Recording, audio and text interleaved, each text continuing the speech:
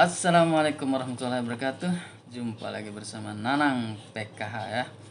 Pada video kali ini kita akan menjelaskan sedikit terkait dengan bantuan sosial ya, terutama sekali bantuan sosial program Keluarga Harapan ya. Nah, pada pembahasan kali ini saya akan menjelaskan terkait dengan bantuan akan dinonaktifkan ya jika ya, atau akan tidak layakkan ya jika ada tanda-tanda di bawah ini ya. Nanti kita akan jelaskan ya.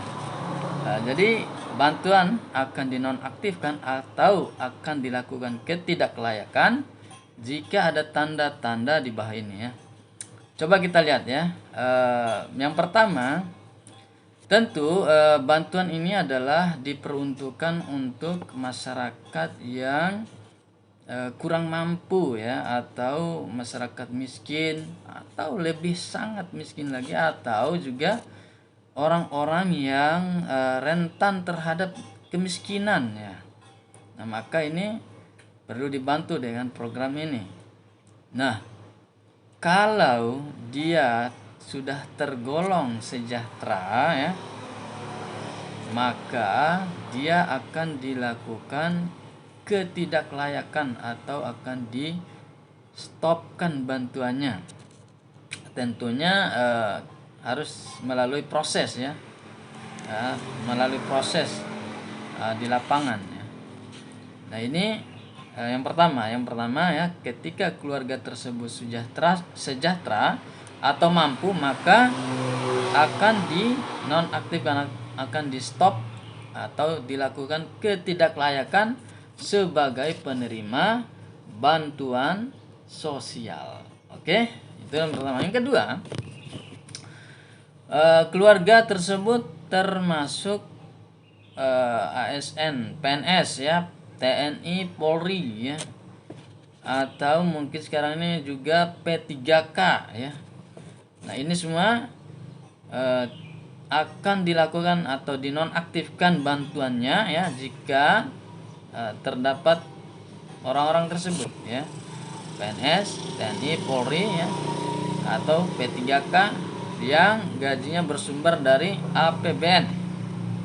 Itu yang kedua. Yang ketiga, anggota keluarga terindikasi juga PNS, TNI, Polri ya, atau P3K. Nah, misalnya gini ya, dalam satu kakak ya, jadi terindikasi di salah satu keluarganya, apakah suami atau istrinya atau anak-anaknya ya, masih dalam satu kakak, terindikasi sebagai tadi itu PNS, Polri, TNI ya, maka akan dilakukan ketidaklayakan atau dinonaktifkan sebagai penerima bantuan sosial ya. Itu yang keempat ya, pensiunan ya, termasuk ya pensiunan, semuanya akan dilakukan ketidaklayakan ya, karena tentu masih punya gaji bulanan ya, seperti itu. Yang kelima, alamat tidak ditemukan. Tentu ada juga ini ya, alamat-alamat yang tidak ditemukan atau orang-orang tersebut tidak ditemukan di lapangan. Ya, karena apa? Karena bisa jadi orang tersebut ya, atau pemerintah desa daerah tidak melakukan pemutahiran data ya secara rutin, secara terus-menerus ya, sehingga masuklah dia di DTKS dan DTKS oleh Kementerian Sosial, artinya mereka itu berhak mendapatkan bantuan ya. Nah, inilah fungsinya kenapa data atau DTKS tersebut harus dilakukan pemutahiran data secara terus-menerus, sehingga orang yang ada atau masuk dalam DTKS tersebut benar-benar layak untuk penerima bantuan sosial ya. Kemudian yang keenam, termasuk perangkat desa. Nah, ini juga banyak terjadi ya. Nah, perangkat desa tidak boleh karena mereka sudah memiliki gaji ya bulanan di desa ya, di dana desa ya, karena bersumber juga dari APBN ya.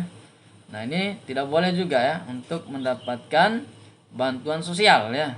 Kalau ada, dilaporkan ya, laporkan ke pendamping, laporkan ke pihak-pihak yang memang menangani masalah program ini atau dinas sosial setempat. Kemudian selanjutnya adalah yang ketujuh adalah penerima BLT dana desa ya. Nah, ini perlu dicek ya.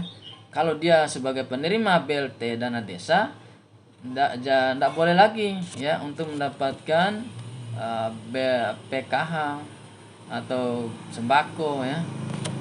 Ini atau bansos lainnya karena dia sudah menerima BLT di desa atau bantuan di desa atau dana desa. Sama aja karena beda karena kalau bansos ini dari Kemensos ya dana desa ya dari dana desa gitu ya. Ya sama aja dari APBN ya, bersumber dari APBN. Kemudian yang ke-8 menolak menerima bantuan sosial. Ya, ini kalau ada yang menolak ya alhamdulillah ya, mengurangi beban negara ya. Ya, tapi bukannya menolak malah meminta ya. Ini tidak boleh ya. Jadi meminta-minta untuk mendapatkan bansos ya. Ya, jangankan yang miskin sekarang ini ya, yang sudah kaya pun masih pengen masuk sebagai penerima bansos. Allahu Akbar ya. Jadi mudah-mudahan ya jangan sampai ada yang sejahtera masuk atau meminta-minta untuk menerima bantuan sosial ya. Karena ini bukan haknya ya. Jadi hak masyarakat yang memang layak untuk dibantu ya, atau masyarakat yang miskin ya, sangat miskin dan juga mungkin rentan terhadap kemiskinan itu. Kemudian selanjutnya ke-9 bansos ganda suami istri ya, tentu tidak boleh ya, terima suami istri tidak boleh ya, hanya satu saja ya. Kalau terdapat hal itu maka akan dinonaktifkan atau akan dilakukan ketidaklayakan. Kemudian tidak layak bansos ya, layak PBI yang ke-11 yang 10 ya. Jadi dia tidak layak menerima bansos, misalnya tidak layak mendapatkan PKH atau sembako, namun dia layak PBI. PBI itu ya jaminan kesehatan ya. Ya, penerima biaya iuran ya, jaminan kesehatan atau disebut BPJS ya, yang dibayarkan oleh pemerintah. Nah itu ya. Kemudian yang ke-11 ganda bansos dalam satu kakak. Nah, ini juga tidak boleh. Tidak boleh ada yang ganda ya. Ya cukup satu aja ya, jangan mau serakah ya, mau dua-duanya. Makanya kalau terdapat kita akan nonaktifkan dua-duanya. Nah, oleh sebab itu jangan sampai, kalau ada ya mohon dilapor ya. Kemudian yang ke-12 orang yang sama beda nik ya, ini juga orang sama beda nik, ternyata ada juga ya yang beda nik, satu orang double niknya, dua, ada tiga malahan ya. Saya ketemukan sendiri di lapangan, ada kakaknya tiga beda-beda nik. Nah ini aduh ya, nggak tahu dah ya, kita luruskan semua hal-hal seperti ini. Kemudian yang ke-13 hanya layak satu bansos saja ya. Jadi tidak, misalnya dia hanya dapat sembako saja, tidak boleh, tidak mendapatkan PKH dan lain-lain, atau hanya PKH saja, tidak mendapatkan sembako dan PBI dan lain-lain ya. Jadi hanya layak satu bansos. Kemudian tidak layak bansos, layak DTKS ya. Dia tidak layak bansos namun ada dalam DTKS ya, mungkin akan dibantu dengan program-program yang lain ya. Kemudian yang ke-15 berpenghasilan dari negara atau APBN ya. Ini ya ada juga ya. Jadi masyarakat yang berpenghasilan dari APBN ya atau dari negara maka akan di stop, nonaktifkan ya, ketidaklayakan.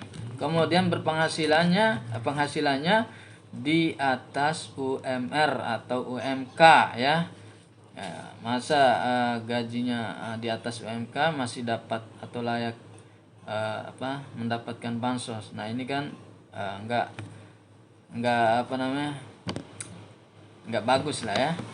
Oleh sebab itu ya, bagi yang sudah mendapatkan gaji di atas UMR, UMK ya, dilaporkan saja atau diusulkan supaya dilakukan ketidaklayakan untuk menerima bantuan sosial ya. Nah ini yang bisa kami jelaskan pada kesempatan kali ini ya, lebih dan kurang mohon maaf ya.